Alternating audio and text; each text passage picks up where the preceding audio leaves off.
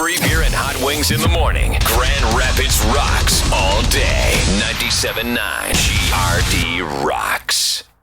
Partly cloudy today, 43 the high, 32 downtown.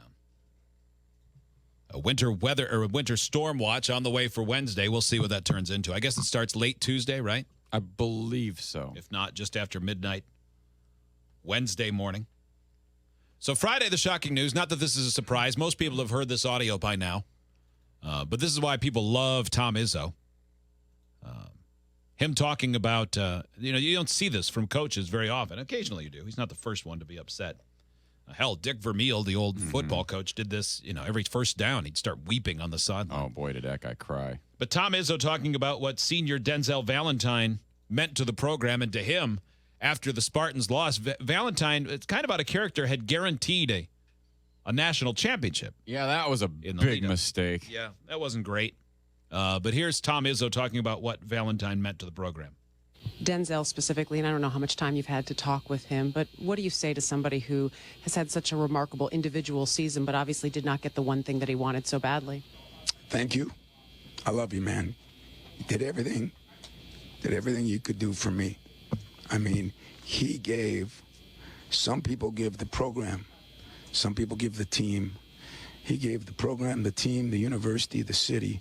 He gave us everything we could ask in every way, shape, and form. And I may be in it a long time and never have another Denzel. That's what I said to Denzel. That's very kind. All my other players suck and are selfish. I should have left that part in.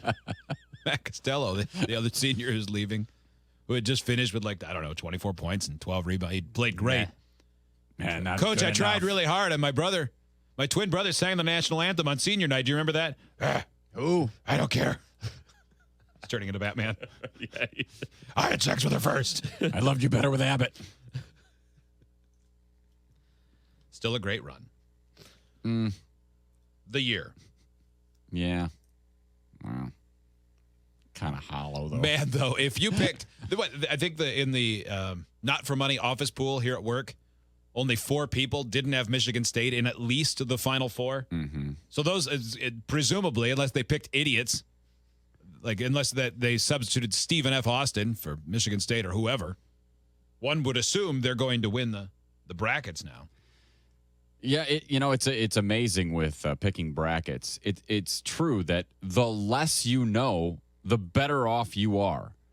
The teams that I didn't know anything about that I just picked on gut, like I picked Yale in the opening round just because I didn't know. I just thought, well, I feel like an Ivy League team should win one. Wait, but you said, is that always the case? The less you know, the better off you are? It was pretty blanket. I mean, I think I'm ahead of you still.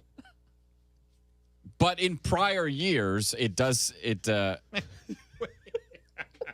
No, it Is just this going back to your 1996? Every year. No. Listen. Again? Every year, I've won 4 times since then. Every year, I avoided Michigan State because I always heard the hype, and it turned out to be true. They were not the ones to pick. Haven't they made the Final Four more than anybody else since the year 2000? Well, I did pick them into the Final Four, but I never. That's why he's so good at brackets. No, I never picked them to win the championship, though. I always tried to avoid the homer feeling, they're the home state team and they're really good, and I would usually avoid them. I would take them to the Final Four, but never to win the championship, and that has always served me well. This year, I bought into the hype, and I'm taking them all the way. They can't be beaten. I've listened to all the pundits. They're awesome. They're the best. Have they never won a championship? No, they have, but not in some time. Oh. I bought into the hype, Joe. No. I bought into the hype. They have won. They've won twice, I believe, in recent memory. And then, of course, they won in 1979. They've won 79 and 99. So only once. See, it's even a better. That's 2. No, I said in recent memory. I said they've won twice in recent years. They haven't won a national championship since 99? That's right. Oh, see, no wonder I never take them. Losers. Jesus, I thought they were better than that. You have no idea what you're saying. It pays off not to know things.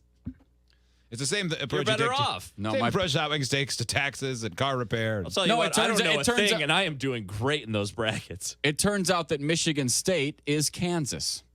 always coming close, always a favorite, never wins the big one. You didn't know that, though. Have they ever won the championship? Well, Kansas? Mm-hmm. They've won it once. How many times? Twice? I don't know. But they were one of those teams that for years and years and years, every year, it was another year that the Jayhawks were going to kick everyone's ass and they were going to come home with a national championship, and they would lose in the Sweet 16 or the Elite Eight or the first round. What I don't know years what were they out in the first? I don't know what I like better. Hot Wings' definitive statements about sports based on no knowledge, or Joe's lack of any definition, vagueness when asked to define something about sports. I like this better. Mm-hmm. I bet you do.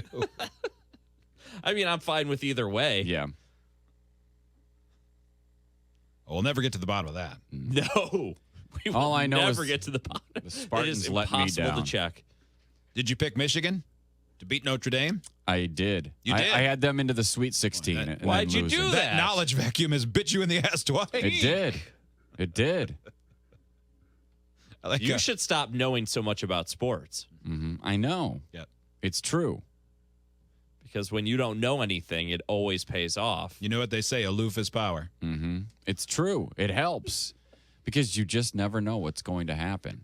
And it's better, it's easier to not know when you don't know. It's easier to not know when you don't know. You got that right. Yeah.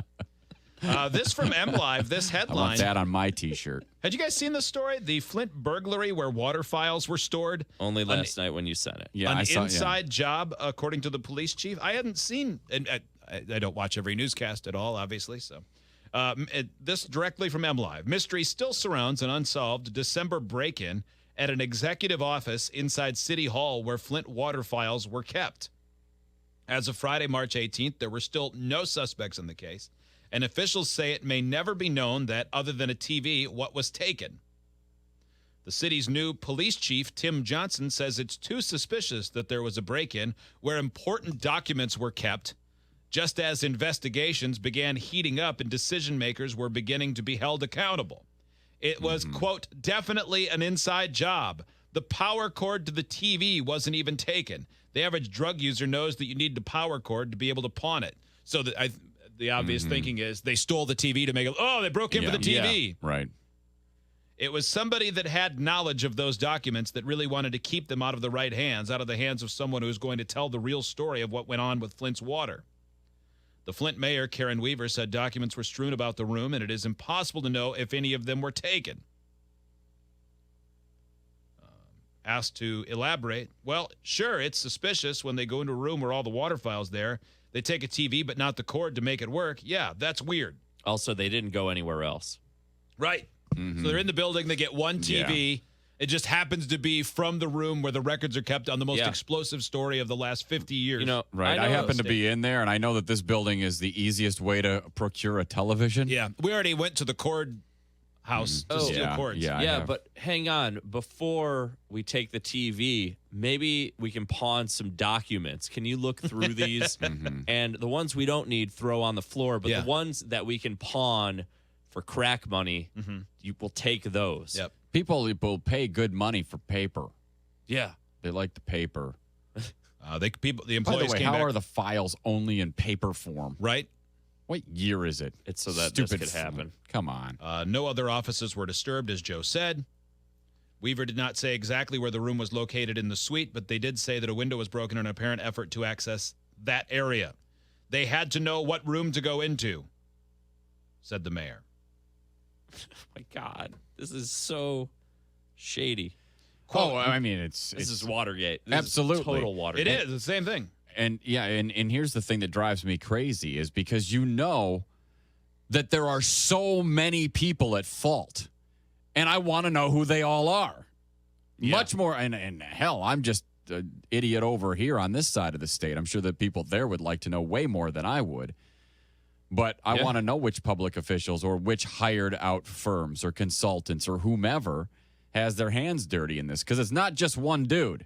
Right. One dude's getting the heat on Capitol Hill, but you know there are a lot of people pulling levers and running pipes and flipping switches that are not him, that knew exactly what the hell was going to happen. Yeah, and absolutely. did nothing. Not good. I mean, I'd be shocked if anything would have happened anyway. No, Water nothing will documents happen. or not. It won't matter. Yeah. It won't matter. No one will get in trouble for this. The worst that's going to happen are the people who had to resign. They just go find another job. And the people, hell, it's just, as far as I know, it's like one, right? That woman from the Region 5 EPA office out of Chicago. Yeah. To my knowledge, that's the only, at least that's the only one of any profile. I thought some emergency managers, or at least an emergency manager. Well, the thing is, though, that Flint has had like 5 of them in the last 4 years. And I so, you know, I mean, they were already gone, I think, for the most part. I thought one resigned. I think they've gone through.